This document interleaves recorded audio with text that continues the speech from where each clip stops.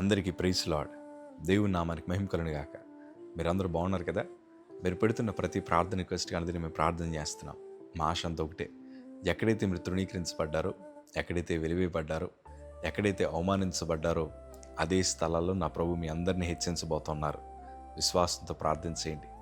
ఏ స్థలాల్లో అయితే కొరతలు మీరు చూశారో అదే స్థలాల్లో నా ప్రభు మిమ్మల్ని సమృద్ధి చేత ఆశీర్వదించుతారుగాక. ఆమేన్. God bless you all. ఈరోజు మానవ జీవితం చాలా ఉన్నతమైంది అనుకుంటాం, కానీ వాస్తవానికి మనంత బలహీనలు ప్రపంచంలో మరొకరు లేరు. భారం అంతా మన భుజాల మీదే మొయ్యాలని ప్రయత్నం చేస్తాం, కానీ ఓడిపోతూ ఉంటాం. ఎందుకంటే ఈ జీవితం చాలా కఠినమైనది. జీవితంలో ఎప్పుడు మలుపులు తిరుగుతాయో, ఎప్పుడు శ్రమ వస్తుందో, ఎప్పుడు దుఃఖం వస్తుందో, ఎప్పుడు లాభం వస్తుందో, ఎప్పుడు మోసపోతామో, ఎప్పుడు సంతోషంగా ఉంటామో మనకే తెలియదు. అంతెందుకు, ఈరోజు ఆరోగ్యంగా ఉన్నాం, రేపు ఆరోగ్యంగా ఉంటామో లేదన్న గ్యారంటీ మనం ఇవ్వలేం. మానవ జీవితం ఎట్లాంటిదో మనకు అర్థం కాని పరిస్థితి. కానీ నేను ఒక మాట చెప్తాను, భారం ఇంకెందుకు నీ భుజాల మీద మోస్తున్నావు? ఇప్పటికే చాలా బలహీనమైపోయాం కదా. ఇప్పటికే మన జీవితంలో పోరాడలేక మన మీద మనకే చిరాకు వచ్చేసింది, విసుగుపోయాం, చనిపోతే బాగుండు అని కోరుకుంటున్నాం. ఎన్నో అపజయాలు మనకు వచ్చేసాయి, తట్టుకోలేనంత బాధ మన హృదయంలో ఉంది. అయినా కానీ మన భుజాల మీద భారం మనం దించలేకపోతున్నాం. కానీ ప్రియ సంగమా, ఈరోజు సేవకుడికి ఒక అనుభవంతో మీతో చెప్తున్నాను. మన జీవితంలో మనం అనుభవిస్తున్న భారం అంతా మనం ప్రభుకి ఇవ్వగలిగితే దేవుడు మన పక్షాన బలమైన విజయాలు దేవుడు అనుగ్రహిస్తారు. దేవుని వాక్యంలో సామెతల గ్రంథం 16వ అధ్యాయము 3వ మాట మనం చదవగలిగితే, నీ పనుల భారము యెహోవా మీద నుంచుము, అప్పుడు నీ ఉద్దేశములు సఫలమగును. మన పనుల భారాన్ని యెహోవా మీద మోపగలిగితే మన ఆలోచనలను నెరవేర్చగలిగిన దేవుడు ఆయన.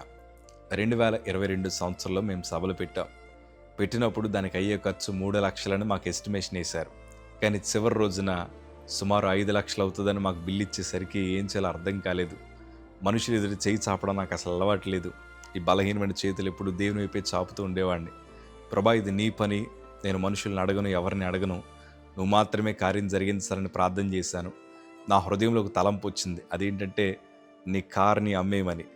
ఇంతకీ నాకు 2015లో బయట తిరుగుతున్నాను మినిస్ట్రీ, కానీ ఒక చిన్న కారు మా ఇంట్లో వాళ్ళు కొనిచ్చారు.